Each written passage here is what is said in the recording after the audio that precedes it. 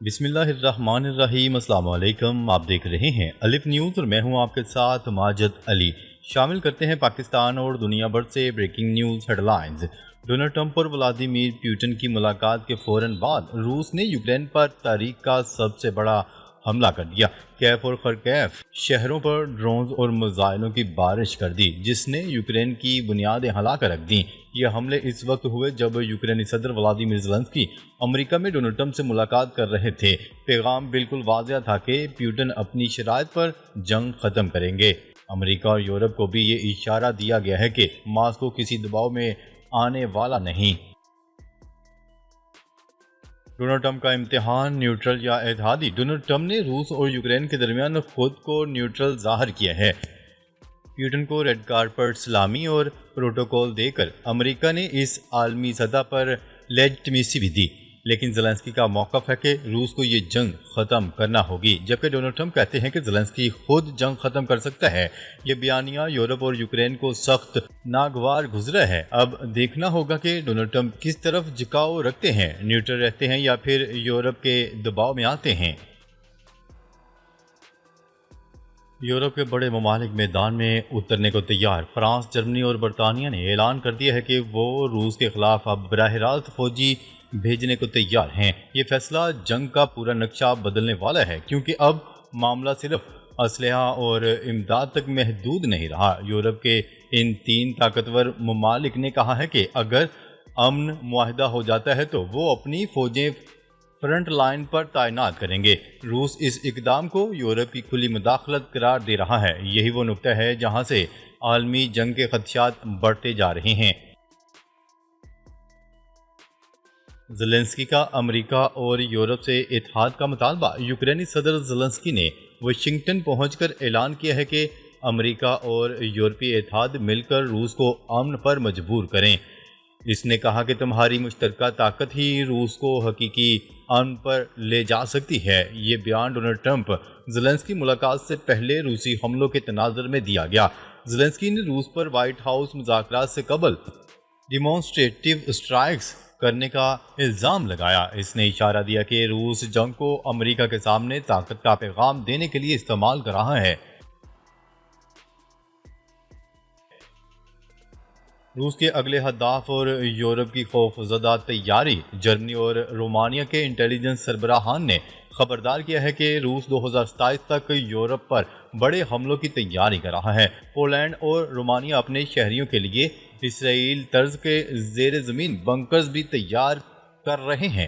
ماہرین کا کہنا ہے کہ اگر روس کو یوکرین کے آدھے علاقے رکھ لینے دیے گئے تو وہ انہیں یورپ کے خلاف لانچنگ پیڈ بنائے گا، جبکہ یورپ اس خطرے کو حقیقی سمجھ رہا ہے اور فوجی اتحاد مضبوط کر رہا ہے۔ یہ تمام صورتحال بتا رہی ہے کہ جنگ محدود نہیں بلکہ عالمی رخ اختیار کر سکتی ہے۔ ٹرمپ اور پیوٹن کے درمیان خفیہ معاہدہ۔ ڈونلڈ ٹرمپ نے اعلان کیا ہے کہ روسی صدر ولادیمیر پیوٹن سے ان کی بات ہو گئی ہے اور معاہدہ طے پا چکا ہے۔ اس کے مطابق یوکرین کو کرائمیا چھوڑنا ہوگا اور نیٹو میں شمولیت کا کوئی امکان نہیں۔ ٹرمپ نے کہا جنگ بندی اب صرف زیلنسکی کے فیصلے پر منحصر ہے۔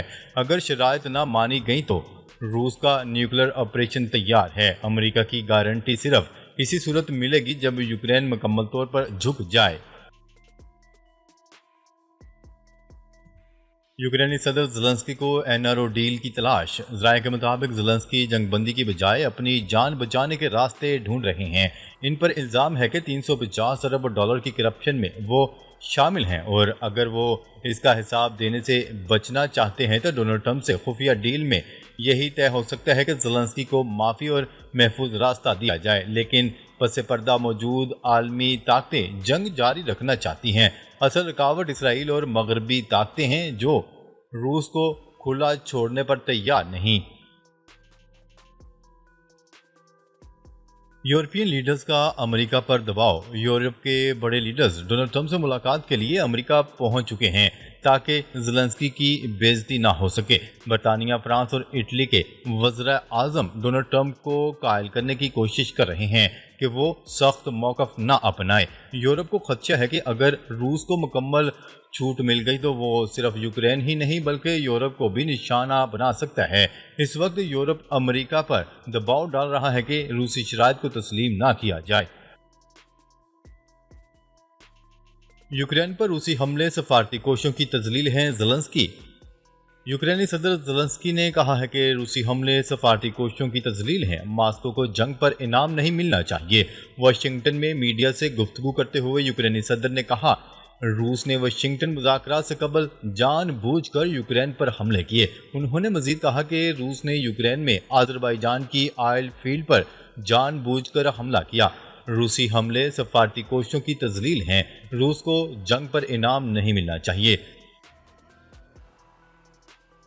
ہندوستان اور امریکہ کی تجارتی کشیدگی میں شدت۔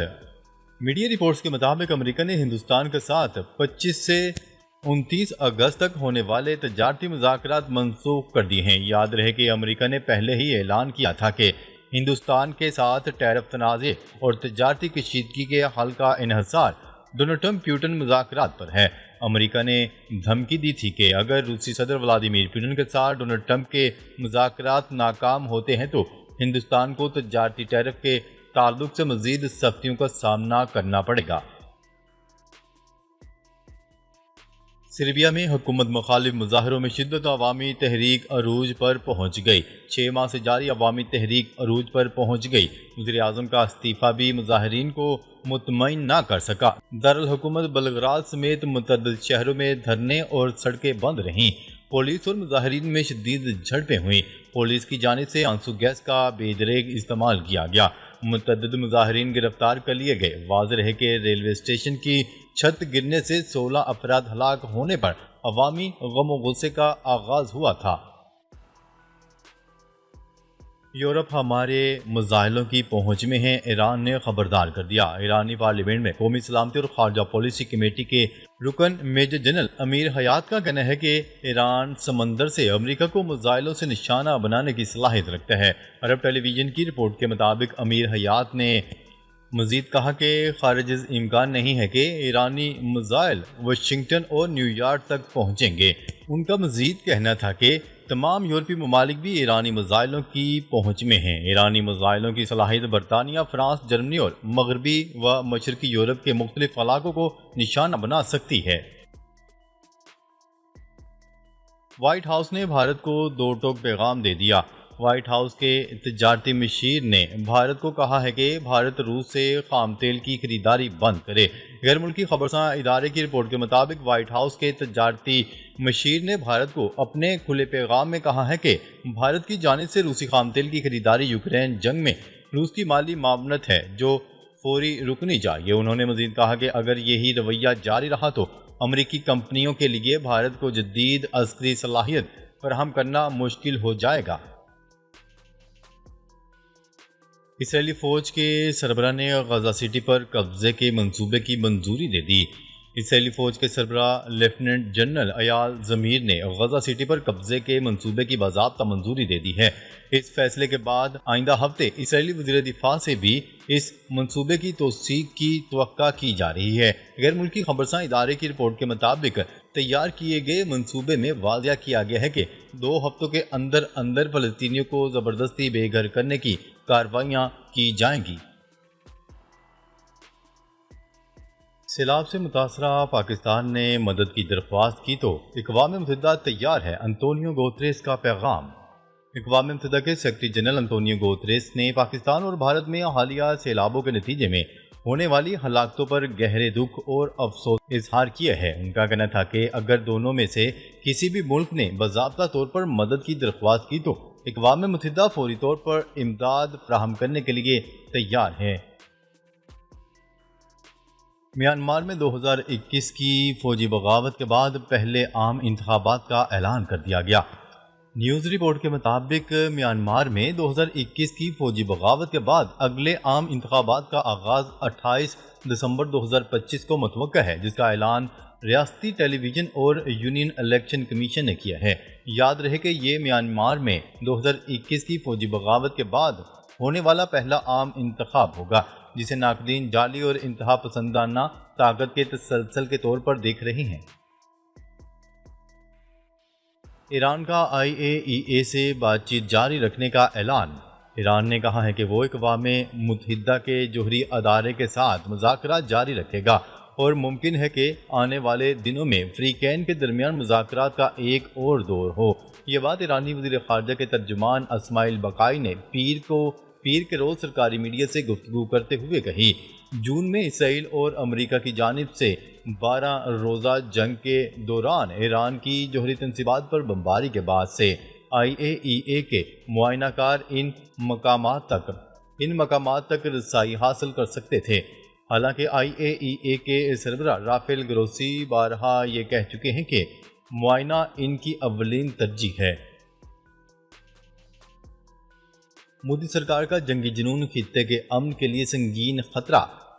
بھارتی وزیر اعظم نریندر مودی کی حکومت نے سدرشن چکر کے نام سے ایک نئے فضائی دفاعی نظام کا اعلان کر دیا، جسے خطے میں امن کے لیے سنگین خطرہ قرار دیا جا رہا ہے۔ ٹریبیون انڈیا کی رپورٹ کے مطابق یہ نظام حملوں کو ناکام بنانے اور فوجی صلاحیت بڑھانے کے لیے تیار کیا جائے گا۔ حماس نے غزہ کو خالی کرنے کا اسرائیلی منصوبہ مسترد کر دیا۔ حماس کا کہنا ہے کہ اسرائیل کا غزہ سٹی کے شہریوں کو بے دخل کرنے کا منصوبہ لاکھوں شہریوں کی نسل کشی اور بے گھر کرنے کی ایک نئی مہم ہے۔ حماس کا کہنا ہے کہ اسرائیل غزہ سے نقل مکانی اور نسل کشی کی نئی لہر برپا کرنا چاہتا ہے۔ اسرائیل دھوکہ دہی کے لیے جنوبی غزہ میں نئے کیمپ اور شیلٹرز کا ساز و سامان پہنچا رہا ہے۔ اسرائیل غزہ میں اپنی فوج کے انسانیت سوز جرائم کو چھپانا چاہتا ہے۔ چین کے علاقے منگولیا میں طوفانی بارشوں اور سیلاب سے تباہی۔ چین کے علاقے منگولیا میں طوفانی بارشوں اور سیلاب نے تباہی مچا دی، 9 افراد ہلاک اور 3 لاپتہ ہو گئے۔ دریا کا بند ٹوٹنے سے علاقے میں بڑے پیمانے پر نقصان ہوا۔ چین میں حالیہ بارشوں سے 44 افراد ہلاک، 80,000 سے زائد نقل مکانی پر مجبور ہو گئے تھے۔ ناظرین، اب تک کے لیے اتنا ہی۔ مزید خبریں لے کر بہت جلد آپ کی خدمت میں حاضر ہوں گے، تب تک کے لیے اپنا خیال رکھیے گا۔ اللہ نگہبان۔